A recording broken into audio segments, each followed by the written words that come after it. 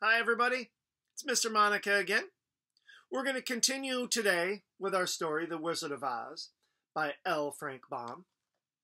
And we had read chapter 2 yesterday, where Dorothy and Toto had woke up after their amazing journey inside the middle of a cyclone, and they had landed in a place called Munchkin Land, where they had met some munchkins, and they also met a good witch, and Dorothy had realized that her house had landed on a wicked witch. So the good witch had told her that she needs to head to the city of Oz, and that she has to follow a brick road. Anybody remember what color the bricks were? Yes, they were yellow. All right. So Dorothy and Toto had started on their journey on the yellow brick road, which brings us to chapter 3, which is called The Journey Begins. Dorothy walked for hours until it started to get dark. Wondering where she might spend the evening, she stopped at a big, brightly lit blue house filled with munchkins, all dressed in blue. Dorothy had noticed that blue seemed to be the official color of the land of the Munchkins. They were dancing and celebrating their new freedom from the Wicked Witch's evil grasp. Like every Munchkin, she had passed that day. The Munchkins at the house bowed and thanked her for killing the Wicked Witch of the East. They invited her to stay for the night, and she agreed. She ate a delicious meal and slept in a wonderfully soft bed. So here's a little picture of the house that she came to.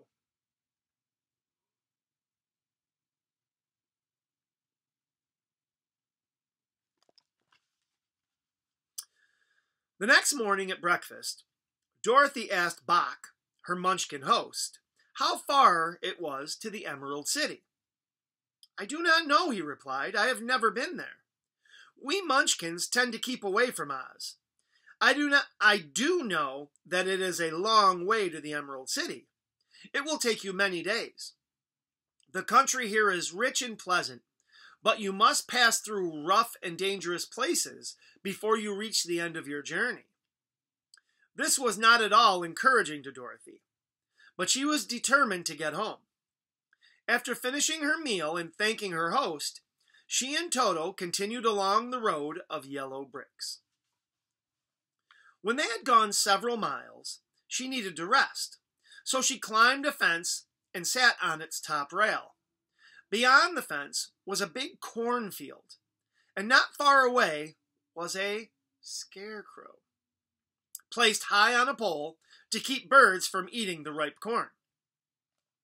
Dorothy leaned her chin upon her hand and gazed thoughtfully at the scarecrow.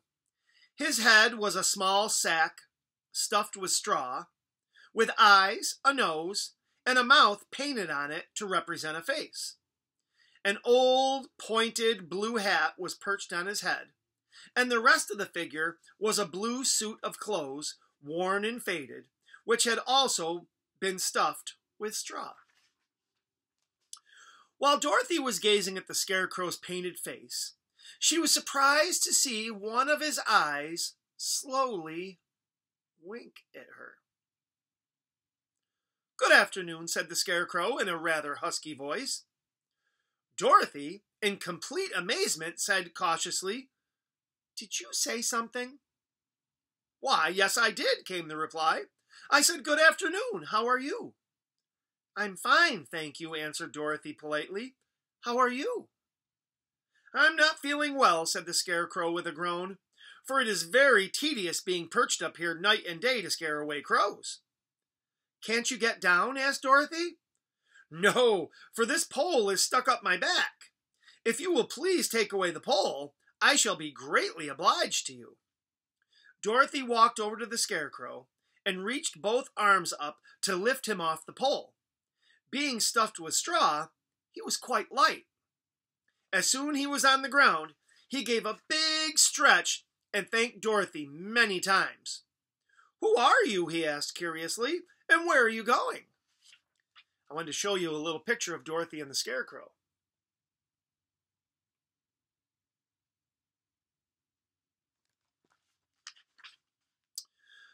My name is Dorothy. I'm going to the Emerald City to ask the wonderful Wizard of Oz to send me back to Kansas. Do you know where that is?" "No, indeed," said the Scarecrow sadly. "I don't know anything. You see, I am stuffed, so I have no brains at all.